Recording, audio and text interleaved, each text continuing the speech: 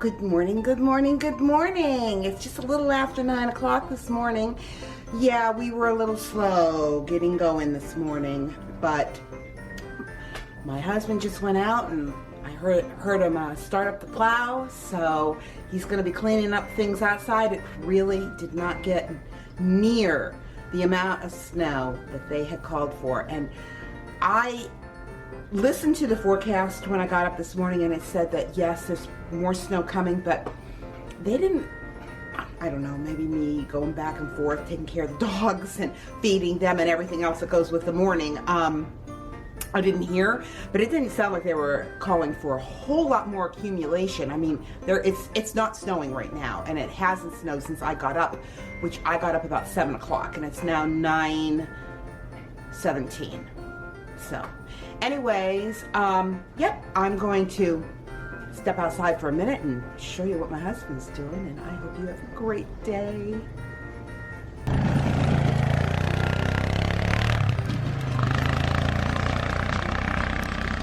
And there he goes.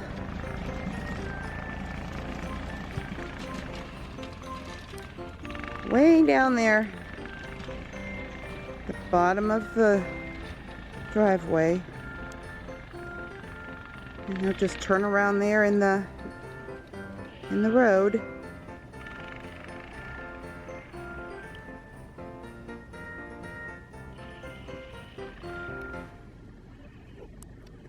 Hopefully you can see him down there as he comes on up.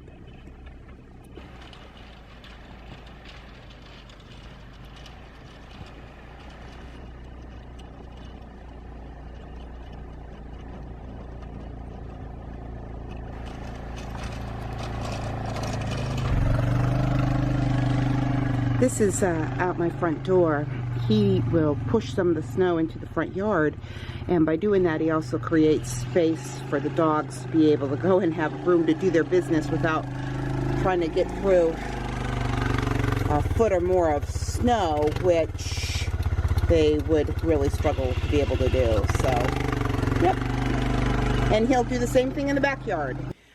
Well, I decided that I'm going to give another shot at making a cookie with the 1-to-1 gluten-free flour, and I think I'm going to try gingerbread men.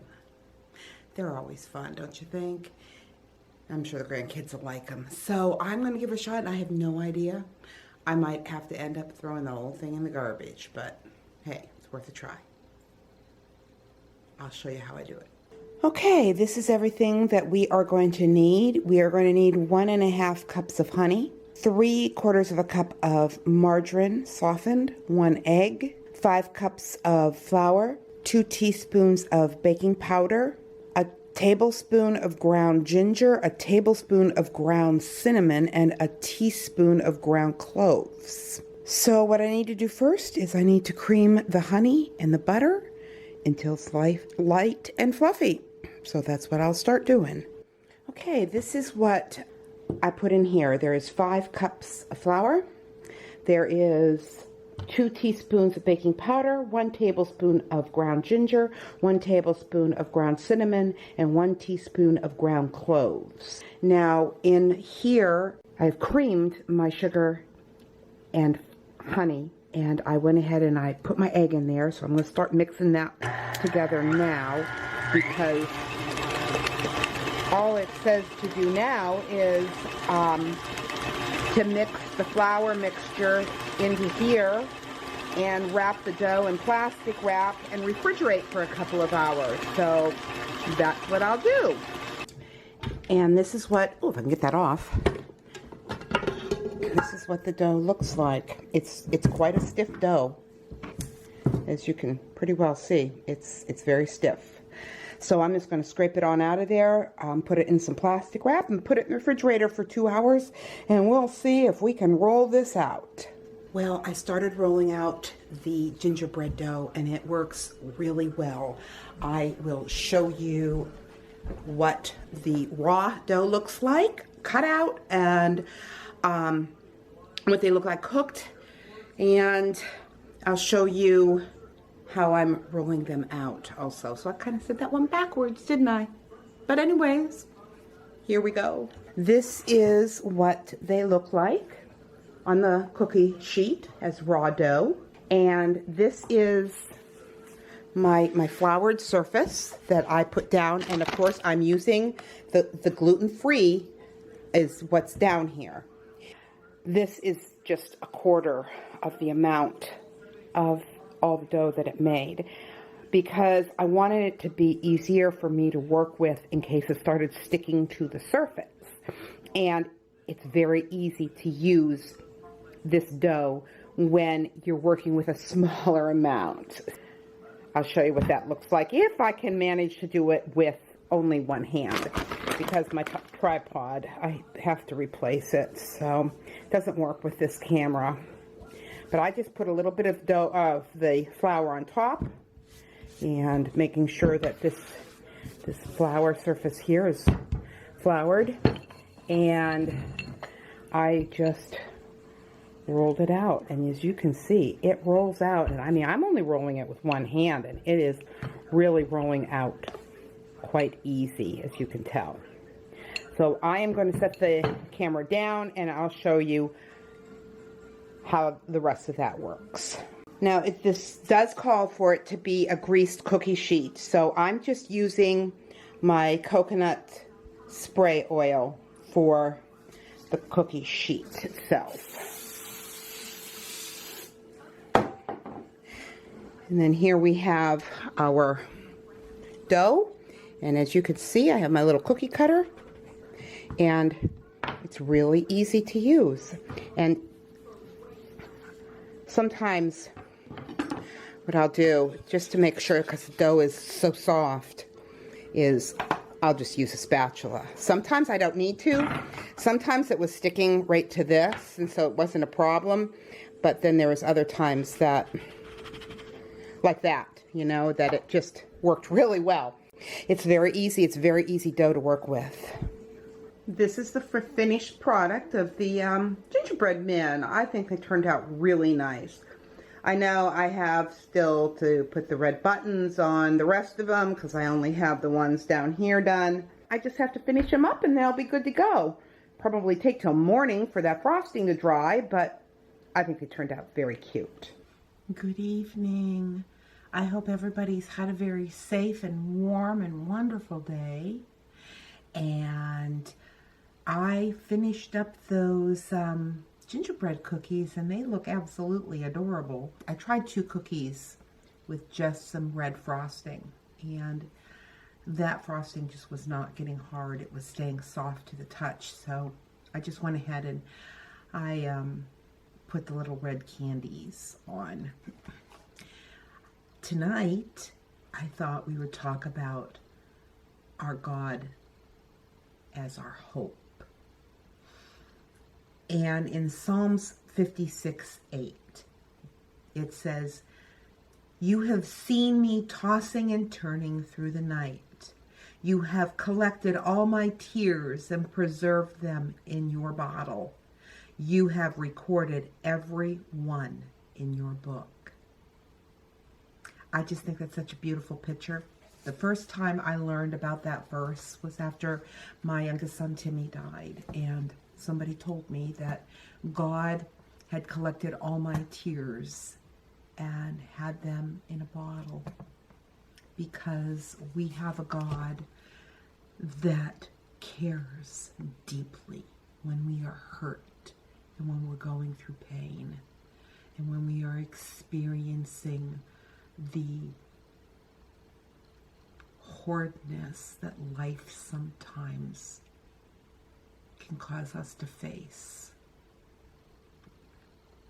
When you think about that, He has your tears preserved in a bottle, and that He's recording every tear you ever shed, every pain that you have experienced in His book. That's a God that cares.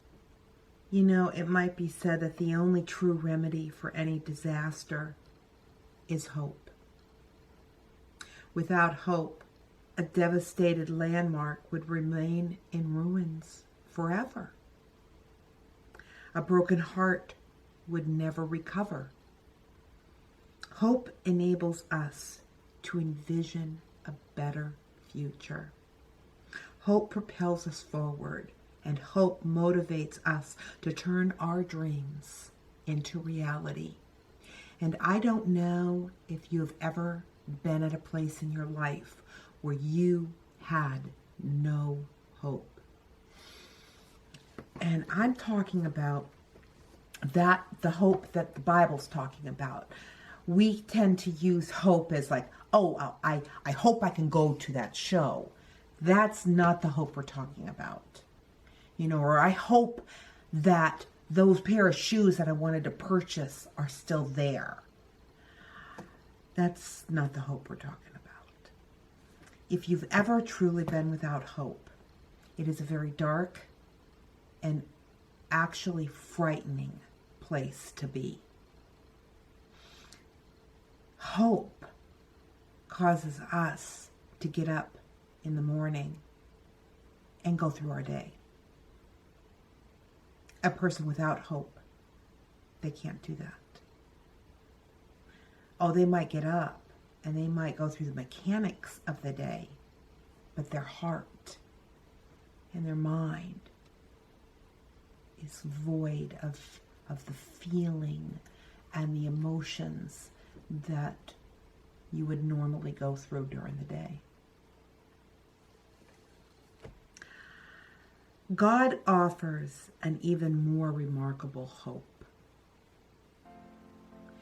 In the heart of a child that has endured much, His hope enables them to imagine better and to take them to a better place among survivors and achievers. In the heart of the adult who has been cast off and left alone, His hope enables them to believe in themselves and walk with grace and dignity. His hope is for anyone who has known what it is like to cry, because His hope dries tears and comforts the downcast spirit. In the world, as in your life, God has not promised to solve every problem. He has not promised to settle every conflict, nor alleviate every injustice. But He does give this to you in abundance: life-giving, life-saving hope. Andrew Murray says this: let your faith in Christ be in the quiet confidence that He will guide every day and every moment, keep you as the apple of His eye, keep you in perfect peace and in the sure experience of all the light and the strength you need in His service. God is our hope.